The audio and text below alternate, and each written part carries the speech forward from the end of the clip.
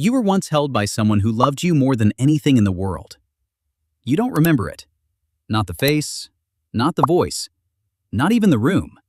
Somewhere in your first years of life, thousands of moments happened to you, moments that shaped who you are right now, and every single one of them is gone. You built a self out of memories you can never visit again. Strange, isn't it? Here's the part that makes it stranger. Your brain wasn't broken during those years. It was working perfectly. Babies learn faster than they ever will again. They recognize faces within hours of birth. They absorb an entire language in about a year without a single lesson. So if the machine was running fine, where did all that footage go? The answer isn't storage, it's construction. Sigmund Freud was the first to give this gap a name back in the early 1900s. He called it infantile amnesia, and for a long time people assumed it was about repression, about the mind burying things too painful to keep. That idea sounded compelling. It was also wrong. Modern memory researchers went looking for the real reason, and they found something far more interesting than repression. Psychologist Patricia Bauer, who has spent decades studying how memory develops in early childhood, discovered that toddlers can absolutely form memories. 2-year-olds remember what happened yesterday. 3-year-olds can describe a birthday party from months earlier. The memories exist. You just can't reach them anymore. Why not? Bauer's research points to something happening deep in a structure called the hippocampus, the part of your brain responsible for stitching moments into long-term storage. In early childhood, this structure isn't finished. It's still growing new neurons at a staggering rate, a process called neurogenesis.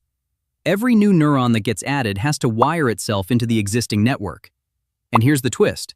Adding new wiring can overwrite old wiring. Your brain, in its rush to build itself, may have quietly erased its own early drafts. Think of it like a house under construction.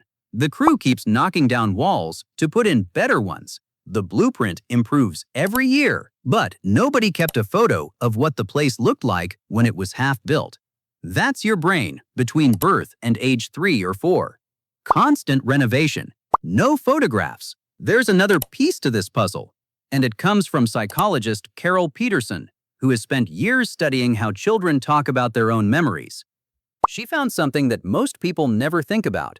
Memory isn't just about storing an event. It's about being able to organize that event into a story, one with a beginning, a sense of time, a sense of self as the main character. Young children don't have that scaffolding yet. They don't have a strong grasp of yesterday versus last year. They don't yet have a stable sense of me, who experiences things and can recall them later. Without that narrative structure, memories may form, but they have nowhere to attach. So it isn't that your first years vanished into a fog. It's that the filing system hadn't been built yet. There were no folders, no labels, no timeline to slot anything into. This is where it gets personal. Because this isn't only about your first 3 years. Newer research from cognitive scientist Nora Newcombe and her colleagues at Temple University shows that this fog doesn't lift all at once. It fades gradually, all the way through early childhood. Some memories from age 5 or 6 survive. Others, from that same age, quietly dissolve within a couple of years. Your ability to hold on to a memory long-term was still under construction well past your first steps, well past your first words, well into the years you might assume you clearly remember. Which raises an uncomfortable question. If your brain was still deciding what counted as a keepable memory when you were 5, what is it deciding right now? You'd like to think your mind is a flawless recorder. It isn't, and it never was, not even for you as an adult.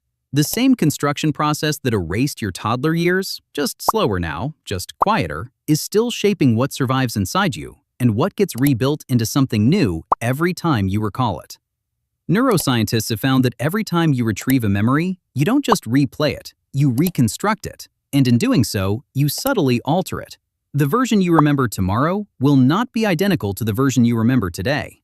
So that first memory you think you have, the one from age 3, the one that feels so vivid and certain, there's a real chance it isn't actually a memory at all. Researchers studying early recollections have found that many first memories people report with total confidence turn out to be reconstructions, pieced together later from photographs, family stories, or a single sensory detail stretched into a full scene. You didn't lie. Your brain simply filled in gaps the same way it's been filling in gaps your entire life. Here's the strange comfort in all of this. The blank years at the start of your life weren't a failure. They were the cost of a brain that was rebuilding itself at maximum speed, wiring millions of new connections, learning to walk, learning language, learning what a self even is. Nothing was lost, so much as it was never meant to be permanent yet. You couldn't have a stable archive before you had a stable architecture to put it in. And maybe that's worth remembering, even if the years themselves are not. Every person you've ever loved went through this same erasure. Every stranger you pass on the street once had a version of themselves that no longer technically exists anywhere, not in their own head, not anywhere at all. You are, in some sense, a sequel with no memory of the original. The story just starts a little later than the life did. You were once held by someone who loved you more than anything in the world. You still don't remember it. But somewhere in the wiring of who you became, the shape of that love left a mark you can't see and never lost.